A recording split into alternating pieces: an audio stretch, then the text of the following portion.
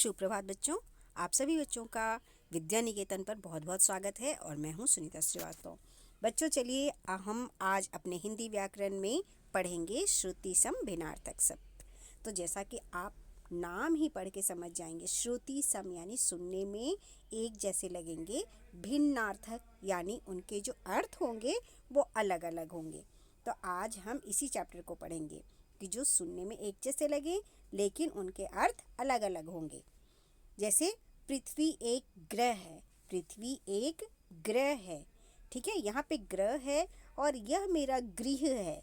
तो देखिए यहाँ पे ग्रह, ग्रह का मतलब क्या हो गया प्लैनेट, और गृह, गृह का मतलब क्या हो गया घर।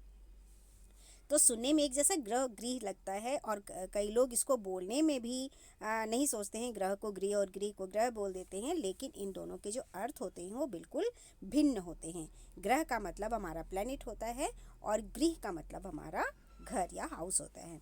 चलिए हम पढ़ेंगे। यहाँ पर चित्र के साथ लिखे वाक्य पढ़कर आप जान गए होंगे कि ग्रह और गृह शब्द सुनने में एक जैसे हैं, परंतु दोनों की जो वर्तनी है तथा अर्थ ये भिन्न है। बच्चों लगभग सभी भाषाओं में कुछ ऐसे शब्द होते हैं जो कि बोलने और सुनने में एक जैसे लगते हैं, लेकिन वर्तनी तथा अर्थ उनके जो होते हैं वो बहुत ही अलग होते हैं। ऐसे शब्दों को ही हम श्रुति सम भिन्नार्थक शब्द कहते हैं। श्रुति का मतलब सुनना, सम का मतलब समान, भिन्न का मतलब अलग और अर्थ का मतलब होता है सुनने में समान परंतु भिन्न अर्थ वाले शब्द। तो इस प्रकार हम कह सकते हैं कि ऐसे शब्द जो सुनने में समान हो परंतु जिनका अर्थ अलग हो उन्हें हम कहते हैं श्रुति सम भिन्नार्थक शब्द। चलिए यहाँ पे श्रुति सम भिन्नार्थक शब्दों के कुछ उदाहरण हैं जिन्हें हम पढ़ेंगे और किस तरह से उनके अर्थ अलग होते हैं उनकी बारीकियों को यहाँ पर ध्यान से पढ़ेंगे। तो सबसे पहला है हमारा अनल और अनिल। अनल का मतलब हो जाता है आग, जबकि अनिल का मतलब होता है वायु। इसी तरह आसमान है और असमान है, तो इसको हम अगर सही से पढ़ेंगे तो हमें अर्थ पता चल जाएगा, लेकिन बहुत जल्दीबाजी में जब हम पढ़ते या देखते हैं तो हमें पता नहीं चलता। आसमान का मतलब आप सभी जानते हैं आकाश होता है, जबकि असमान का मतलब होता है जो बराबर ना हो। तीसरा है हमारा स्त्री और स्त्री, स्त्री और स्त्री। तो स्त्री जो होता है जिसे कपड़े प्रेस किए जाते हैं वो होता है स्त्री और उसे हम कहते हैं प्रेस। और स्त्री क्या होती हैं, महिला या औरत को हम स्त्री कहते हैं। चौथे नंबर पे है उत्तर और उत्तर। उत्तर, उत्तर का मतलब होता है उतरना, जैसे सीढ़ी से उतरना या ऊपर से उतरना, है ना। और उत्तर का मतलब होता है दिशा, जो हमारी उत्तर दिशा होती है, पूर्व पश्चिम उत्तर दक्षिण होते हैं ना उत्तर, तो वो है दिशा। ओके। और नेक्स्ट है हमारा और का मतलब होता है तरफ, उस ओर जाओ, इस ओर आओ, है ना। और का मतलब होता है तथा। मैं और मेरा मित्र बाजार जा रहे थे, तो और क्या हो गया, तथा। नंबर 6 में है कड़ाई और कढ़ाई। कड़ाई का मतलब क्या होता है, सख्ती, किसी भी चीज़ को का सख्ती से पालन करना, किसी भी बात की सख्ती से उस बात को मानना, कड़ाई से मानना। और कढ़ाई का मतलब क्या होता है, सुई धागे से फूल बनाना। जैसे सुई धागे से हम कशीदाकारी करते हैं, कढ़ाई करते हैं ना, उसे हम कहते हैं कढ़ाई करना, सुई धागे से फूल आदि बनाना। 7वें नंबर पर है हमारा कपट और कपाट। कपट का मतलब होता है धोखा, जबकि कपाट का मतलब होता है दरवाजा। इसी तरह कुल और कूल, कुल और कूल। तो कुल जो कि हम जल्दी से बोल देते हैं तो उसमें जो हमारा छोटा ऊ है वो लगता है कुल, और बड़े ऊ वाला कूल बोलते हैं और उसका मतलब होता है किनारा। तो कुल जिसे हम जल्दी से बोलते हैं तो वो हो गया हमारा वंश, ठीक है। और कुल का मतलब क्या हो जाता है, किनारा, जैसे नदी का किनारा या समुद्र का किनारा, है ना। तो इस तरह से ये किनारा हो गया। इसके बाद है हमारा कोश और कोश। तो कोश, एक कोश का मतलब होता है खजाना, जिस देखिए इस वाले कोश को हम क्या कहते हैं, खजाना, ठीक है। और इस वाले कोश को हम कहते हैं शब्दों का संग्रह, या जिसे हम इंग्लिश में डिक्शनरी भी कहते हैं, तो इसे हम कहते हैं शब्दकोश, कहते हैं ना शब्दकोश। तो ये कोश होता है और ये वाला कोश यानी कि खजाना होता है। आगे है हमारा नंबर 10 पे या 10 नंबर पे दिन और दीन। दिन जल्दी हम बोलते हैं इसलिए इसमें छोटी ई की मात्रा लग जाएगी। दिन, दिन का मतलब होता है दिवस। ओके, जैसे कि सोमवार, मंगलवार या आज का दिन, कल का दिन, तो इसे हम कहते हैं दिन। और दीन क्या होते हैं? दीन का मतलब होता है गरीब या बेचारा। नंबर 11 या 11वें नंबर पे देखिए दिशा और दशा। तो दिशा का मतलब होता है तरफ या ओर, ठीक है, और दशा का मतलब होता है हालत। जैसे उनकी हालत खराब है तो उनकी दशा खराब है। इसी तरह से है देखिए नंबर 12 पर पिता और पिता।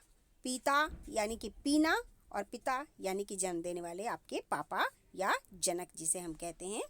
तो पिता यानी पीना और पिता यानी कि जन्म देने वाला। बेल यानी कि लता और बैल यानी कि जो बैल होता है पशु, है ना, गाय और बैल।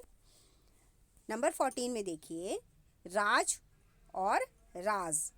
राज और राज, ठीक है, बोलने में भी अंतर होता है लेकिन हम ध्यान दें तो उनके अर्थ को समझ जाएंगे। राज का मतलब होता है शासन करना, राज का मतलब होता है भेद या रहस्य, ठीक है।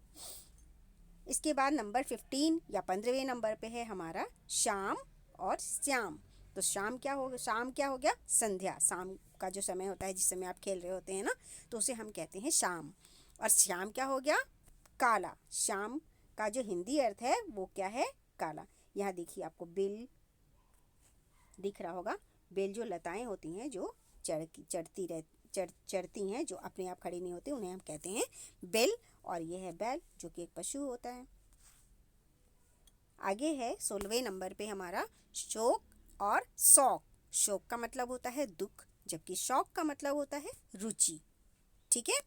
नेक्स्ट है हमारा नंबर 17 या 17वां नंबर है हमारा समान और सामान। समान का मतलब होता है बराबर, ठीक है, और सामान का मतलब होता है चीज़ें या वस्तुएं। 18वें नंबर पे है हमारा सुत और सूत। तो सूत क्या होता है? बेटा, और सूत क्या होता है? सारथी या धागा। यहाँ देखिए समान और सामान का अंतर। समान का मतलब यहाँ पे बराबर है और सामान का मतलब जो चीज़ें हमारे घर में होती हैं उनको हम सामान कहते हैं। इसी तरह इनके कुछ अभ्यास भी हैं, तो इसे आप करें और अपने एग्ज़ाम की तैयारी करें। श्रुति सम का क्या अर्थ होता है? श्रुति सम का अर्थ होता है जो सुनने में एक जैसा लगे। दिशा और दशा में क्या अंतर है? दिशा एक दिशा होती है, तरफ होता है, जबकि दशा क्या होती है? हालात होता है, ठीक है। तो ये हमारा यहाँ पे चैप्टर होता है क्लियर। और आइए कंप्लीट होता है यहाँ पे हमारा चैप्टर। इनके कुछ अभ्यास हैं यहाँ पर, तो उन्हें आप यहाँ पे देखिए और खुद करने की कोशिश कीजिए, क्योंकि ये मेरे बेटे की बुक है और उसने यहाँ पर किया हुआ है, तो आप देख रहे होंगे। तो इन अभ्यास को आप अपने आप करने की कोशिश करें। ये देखिए, ये कुछ अभ्यास हैं जिन्हें आप करें। खेतों में डैश हल खींच रहे हैं। कौन हल खींचेगा? बैल की बेल।